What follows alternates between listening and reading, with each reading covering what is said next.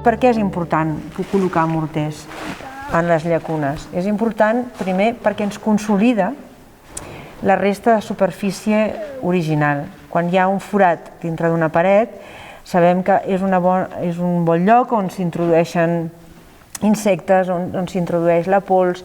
Per tant, a fi de que això no passi, és interessant que quedin els orificis tapats. Llavors, aquest tapar l'orifici significa que nosaltres adherim més encara les plaques de morter de l'original que estan despreses del mur. Llavors, la Noé, que ha estat experimentant amb totes aquestes proves, us explicarà una mica com les hem anat desenrotllant. Bueno, básicamente ha sido usar diferentes arenas según un poco lo que decía Mercè, el color y la granulometría también según la zona. Y luego ir jugando, entre comillas, pues las proporciones según lo que necesitáramos. Y bueno, básicamente es calç hidráulica, una de calç, una proporción, un volumen de calç, y después hemos usado para el que nos ha gustado más, arena de un grano normal, tampoco no demasiado grueso o exageradamente, la granulometría es normal. También la hemos usado tamizada para hacer algunas fisuras mucho más pequeñas, que así nos entra mucho mejor.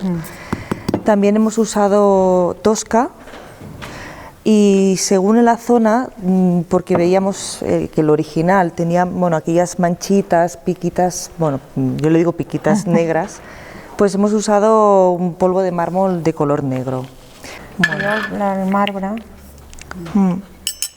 Una mica per imitar aquest petit pic que té el granit, que dona aquesta vibració entre blanc i negre molt marcada, molt característic dels morters d'aquí de la zona de la Vall de Boí.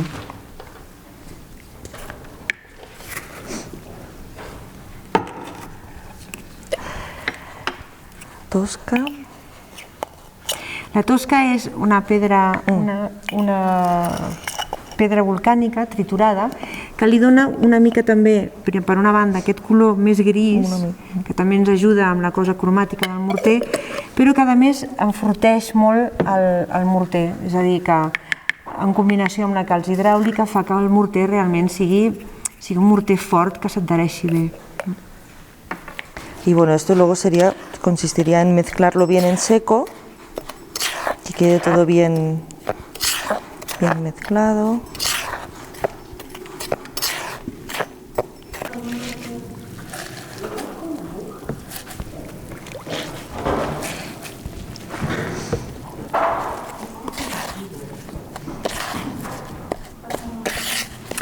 Ara us estem fent aquesta demostració. En realitat, les proporcions del morter es preparen amb un cabàs gran perquè quan ens posem a aplicar el morter convé tenir-ho tot molt preparat, llavors prepares una quantitat considerable. Però una mica les proporcions a petita escala, diguem-ne, són aquestes, no?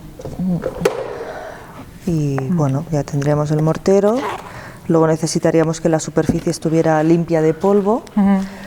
La tendríamos que humedecer y luego ya aplicaríamos